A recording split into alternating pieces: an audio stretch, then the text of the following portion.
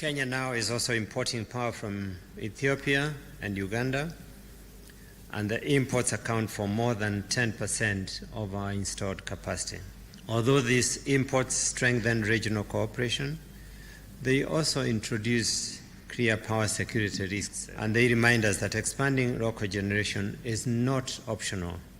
It is necessary. Our power planning department at KPLC is currently reviewing and updating demand-related assumptions to inform preparation of the demand projections as we move into the next medium-term plan under the Vision 2030.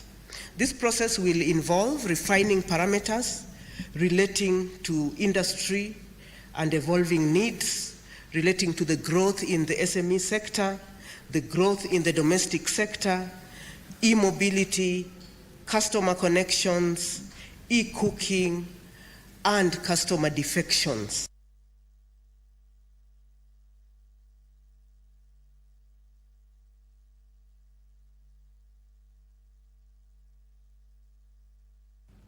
Now, participants from 8 regions across the globe have participated in the Cabin Kenya competition aimed at enhancing critical thinking and solving problems in the shortest time possible. More of this in the county's news roundup.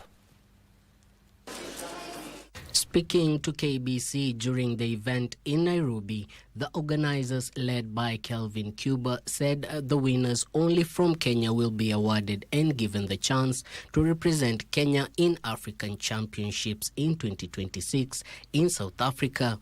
It's a competition which recognizes participants from Kenya, which has a catch to it.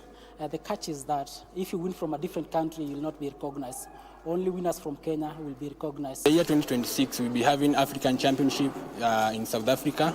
We try to sponsor a team to go to represent Kenya in South Africa for African Championship. Then in the year 2027, we are going to have World Championship in Sweden. I perform really good, but I'm not that happy with my performance. But maybe next time I'll get better. Tried my best, but there's obviously some people who are better than me, but I'm still going to continue trying. In Kakamega County, a renowned teacher, David Mutaka, was laid to rest at his Ilesi home.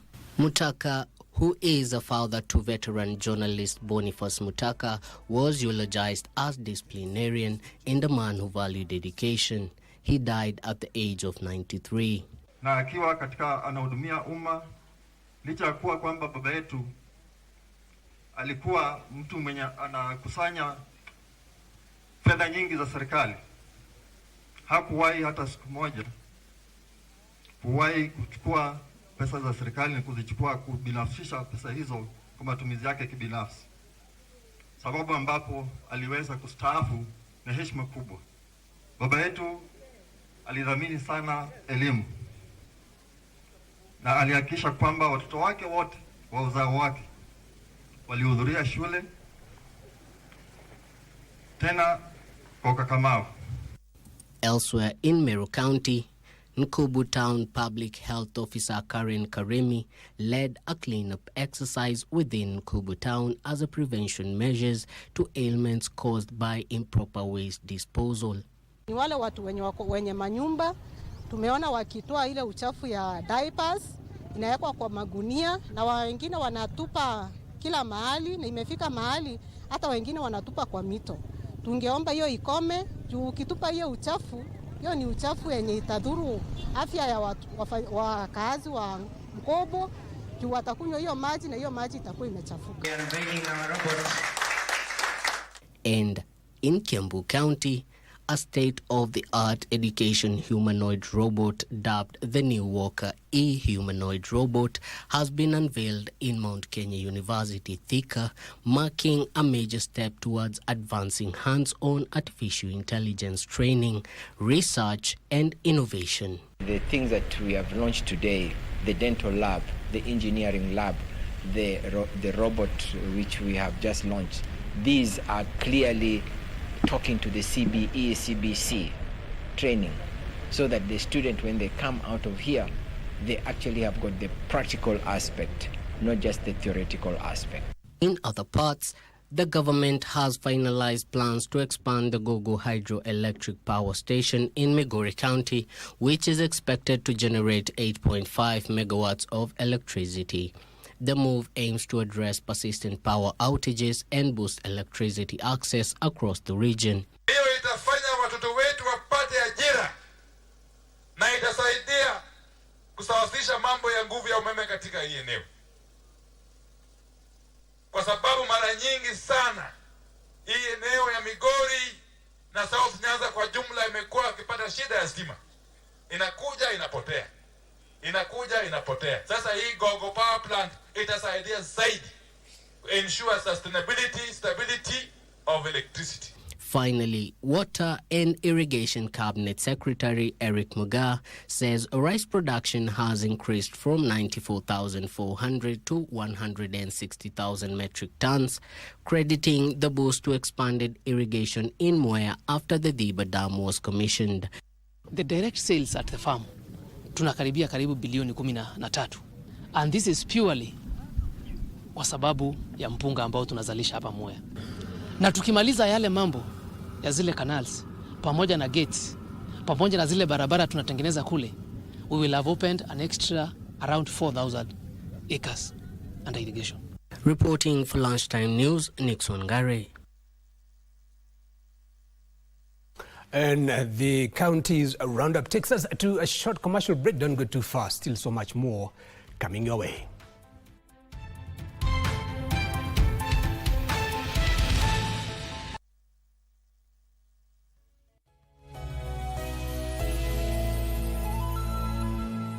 When the hills gave way in Marakwet, thousands were left with nothing. But together, we can help them rise again. Join KBC in the Restore Hope, Restore Earth campaign, Unity in Adversity. Together for Marakwet. Donate through paybill number 522533, account number 8036543, or drop foodstuffs and supplies at Marakwet County offices. Every shilling, every tree, every act of kindness counts. KBC, bringing Kenyans together. The Institution of Engineers of Kenya invites you to the 32nd IEK International Convention happening from 25th to 28th November 2025 at Pride in Paradise Beach Hotel and Spa Mombasa. This year's theme, Engineering the Future, the roadmap for Kenya. Join engineers, industry leaders and global partners as we shape the blueprint for Kenya's sustainable development. Experience 4 days of powerful sessions, thought-provoking discussions, exhibitions and networking. All set against the serene coastal beauty of Mombasa. Don't miss your chance to connect, collaborate, and make an impact. Visit convention at iekenya.org to register and be part of a transformative experience that defines the future of engineering in Kenya. See you there. This event will be live on KBC Channel 1. Partner.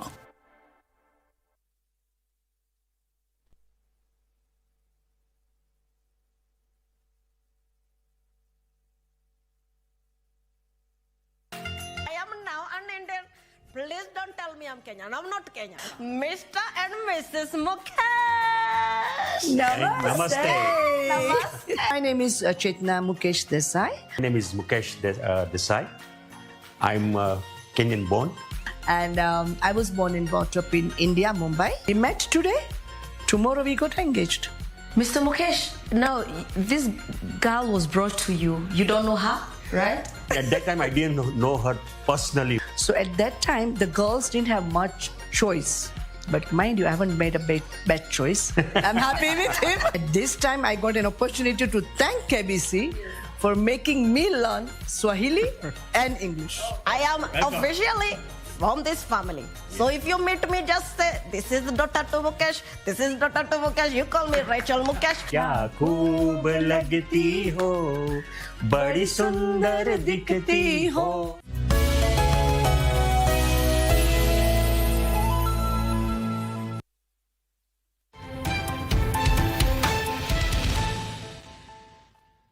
And welcome back. You're watching KBC Channel 1, this is Lunchtime News.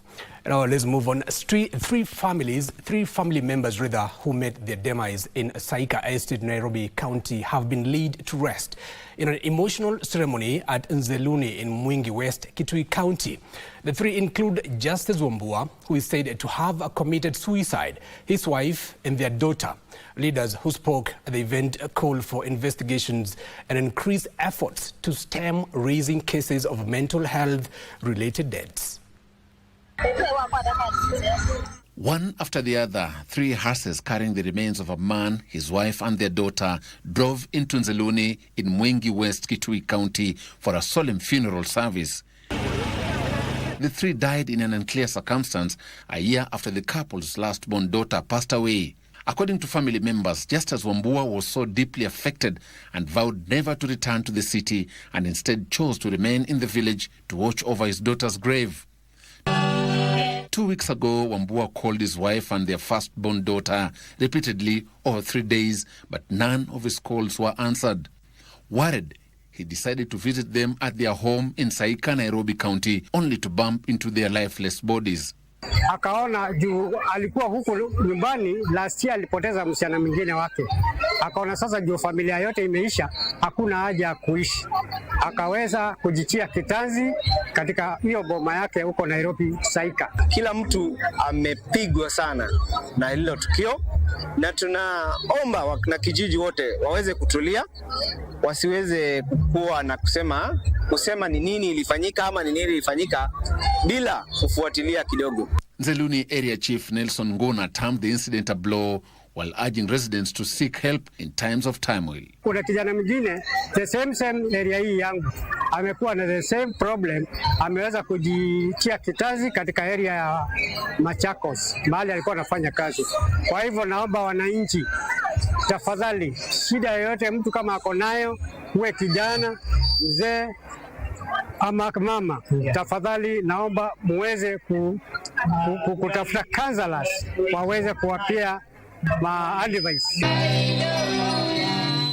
Joseph Wahungu for Lunchtime News.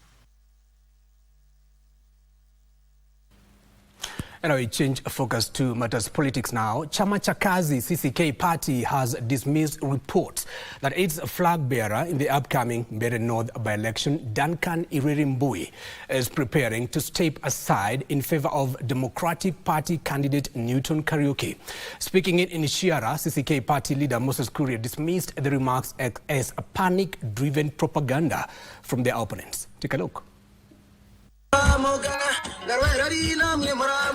Chama cha Kazi has reiterated its confidence in Mbui, saying the candidate had gained substantial support on the ground and was well positioned to clinch the victory in the by-election scheduled for next week on the 27th. Na mimi sina wasiwasi kwamba come next Thursday saa kama hii mbunge wa Mbeere North na parliamentary leader wa chama cha Kazi takuwa Duncan Irerimbui. Na tunakuangalia chairman wa IBC right on your face, and we are facing you not now as a candidate, all of us as Mbeere people and as Kenyans. We want to see how you are going to conduct these by-elections, because it will have a lot of to tell by 2027. And security and election officials in Magarini held a high-level meeting with candidates in Magarini by-election, emphasizing on the need to maintain peace during, before and after the by-election. Magarini Deputy County Commissioner Michael Olotua and Kilifi County Police Commander Rinigald Omaria warned candidates and their supporters against breaching the Electoral Code of Conduct. Na lengo letu sisi wote kwa jumla ni a peaceful by-election ya Magarini. By-election ambayo haitakuwa na furugu yoyote, haitakuwa na ugomvi, na ambapo wote wataheshimu IBC, wataheshimu sheria, na wote wale wahusika our candidates wataheshimu matokeo ya uchaguzi. Kishapiga kura, iondoke ile sehemu, nenda kangoje majibu ya uchaguzi kule nyumbani. And a day after Maendeleo Chapchap alleged that Wiper Party intends to rig Mbuni North by-election, Wiper Party has strongly condemned Labour Cabinet Secretary Dr. Alfred Mutua's remarks as mere allegations, saying the party has sensed defeat. Kuna vikundi vya chama cha Wiper wanaozunguka wakiomba watu majina yao na namba za kadi za vitambulisho. Anachukua jina lako na kitambulisho chako. Nataka kuambia wananchi ya kwamba mnajiweka kwa mtego. Wanatembea wakipeana unga, story mingi, hiyo ni upume wanaeneza kwa sababu wanajua wamepoteza. Na ni mwambie waziri wa Labour, ukikuja huku mtituni wewe ni serikali. Sasa Wiper haiko kwa serikali. Wewe unakuja kulilia kwa wananchi, unataka kusema ati tunanunua vipande, tunanunua sijui nini, tunafanya nini? Wewe kama serikali unafanya nini? Hiyo vitu peleka kwa IEBC, hiyo vitu peleka polisi. Wewe ni waziri.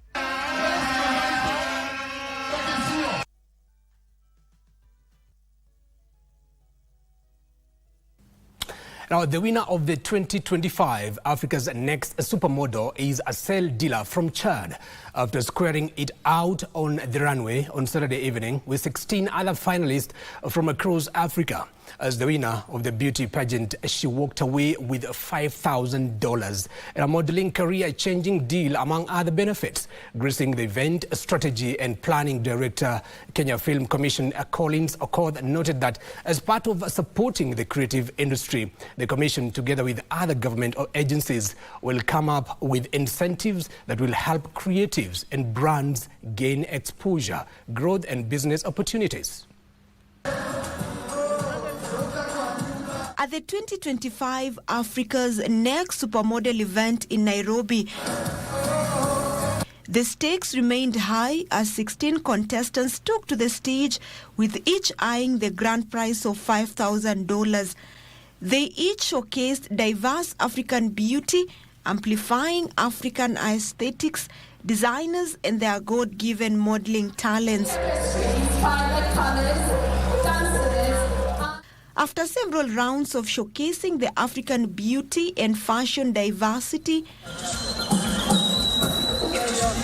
the 16 contestants, of which 4 were from Kenya, were reduced to 10. Then to 6 finalists, from whom a winner was selected. Select Model Global Chief Executive Officer Matteo Puglisi was among the judges, revealed the criteria used for selecting the grand winner among the finalists. The perfect physical requirements for fashion, for high fashion, a beautiful face with unique features, so that will be remarkable in comparison to other models that are actually in the fashion business. And of course a personality as an attitude. It was only Nigeria before and it was a struggle. But this is amazing, impact amazing. It's a dream come true. With a cell dealer winning the grand prize of $5,000, modeling agencies present highlighted what is in store for the winner as well as the other 6 finalists. Once the visa is obtained, we're already starting the pre-promotion with our clients, and then we're going to decide what the strategy for the debut is going to be once we have the feedback from our best clients. And One Rate of Freedom is about giving tools to the young ladies who, when they come back, if they don't quite make it, instead of them going back to the Sudanese camp, well, why don't we just kind of try to give them the tools in cosmetic, beauty, hairdressing, and things of that nature. And so that's one of the programs that we're proud about. While congratulating the 2025 finalist, Strategy and Planning Director, Kenya Film Commission, Collins Okoth, was keen to highlight the government's commitment in supporting the creative industry to grow and thrive, a move that will help them compete on the international platforms. As we speak now, the National Treasury has a proposal for a creative incentive that is going to be able to attract different actors globally and internationally so that we are able to incentivize the film industry. Asking all Kenyans to enroll with ISIS models because next year we'll have another episode of Africa's Next Supermodel here in Kenya. Opicho Chemtai for Lunchtime News. I take you straight to Mombasa, where online platforms have become the primary gateway for discovering destinations, comparing prices, and securing bookings. However, hoteliers are urging would-be travelers to exercise caution as they make their bookings amid a rise in online scams. Hotelier Maurice Kideka recommends a direct call and fact-checking before making a down payment as key as the holiday season peaks. Here is Regina Manyara with the details. Kenya's coastal region is experiencing a renewed wave of domestic tourism driven by families, groups and budget-conscious travelers seeking memorable getaways. So there's a current rise in traveling with the SGR and the flights, the Skyward, Kenya Airways. It's easy now to move to Mombasa, unlike before. So there's a surge in traveling to Mombasa. And as Kenyans increasingly travel in groups and families, the preference for homestays and Airbnb-style accommodation continues to grow, driven by the need for privacy, affordability and tailor-made experiences that feel closer to home. There is a demand in the Airbnb and apartment sections in terms of where families look at a space where they can share a common space, unlike a normal hotel where you go, you're given different rooms. This kind of setup allows families to stay in one particular unit where the parents are able to monitor the kids and that kind of environment. While the uptick is welcome among hoteliers, they are concerned over the increased fraud cases on the digital space targeting unsuspecting travelers. Even individual establishments should be able to do an audit of what pages are online so that they are able to capture what is not legit and what is legit, because sometimes if you don't do an audit as a property, there could be someone else running a duplicate kind of a page and everything. Mira Heights, Suits and Conference General Manager Maurice Kideka is urging hoteliers, particularly along the coast, to adopt to a more informed digital-first local traveler by innovating, strengthening online presence and ensuring safe and transparent booking processes. Your room, it's spacious, it has everything. You can cook at night, even if you're hungry at night maybe. I mean, things are changing, and you have options of getting a bed-only option, getting a bed and breakfast option, getting a half-board option. Those are things that are making the product to be quite unique. As the season inches to fever pitch, Kenyans are still keen on rediscovering the magic of the coast, from food to culture to the weekend escapes. Whether you prefer a homestay or an Airbnb experience, one thing can make a difference: authenticating the platform in which you are making your booking and calling the establishment prior to make any deposit. I'm Regina Manyara reporting from Nyali in Mombasa for KBC Channel 1. Oh, thank you, Regina Manyara, for that report. And now Michael Olise was involved in all goals as Bundesliga leaders Bayern Munich came from behind to thrash Villarreal for hard to secure a 2-1 win over Mallorca. Can against Alexander Nubel, and Can wins. That story brings us to the end of Lunchtime News here on KBC Channel 1. But before we go, I'll let you know that the fans of English Premier League, that this is what to follow up next in the evening. That Aston Villa will be, of course, playing Leeds United. And of course, fans of Arsenal. Here is what to follow. That Arsenal will be playing Tottenham Hotspur at 7:30 East African time, but the most important will be on Monday. The great Manchester United will be facing Everton tomorrow night at 11 p.m. East African time. My name is Giverson Maina. Our sign language interpreter is Lensa Odingo. And for those who made these newscasts possible, thank you for watching. Until next time, it's bye-bye for now.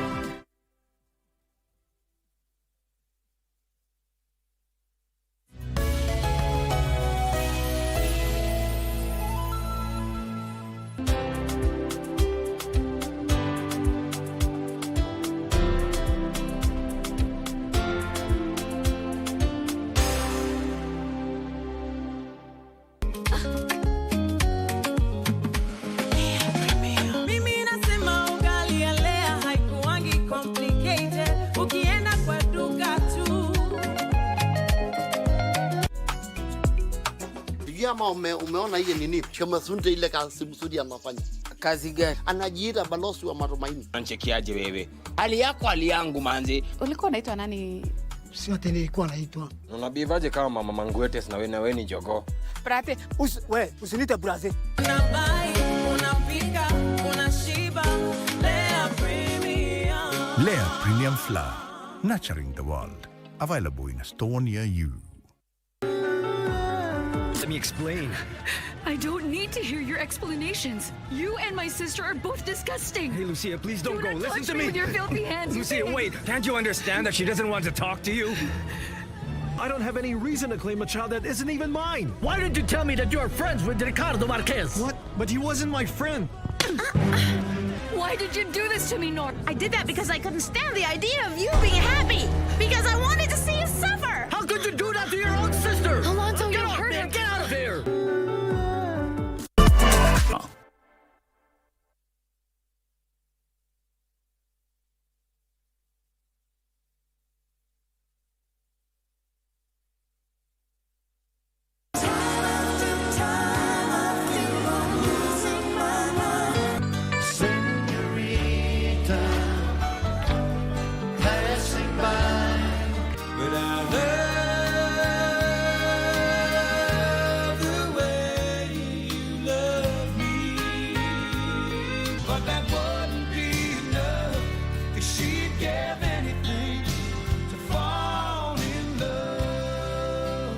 Say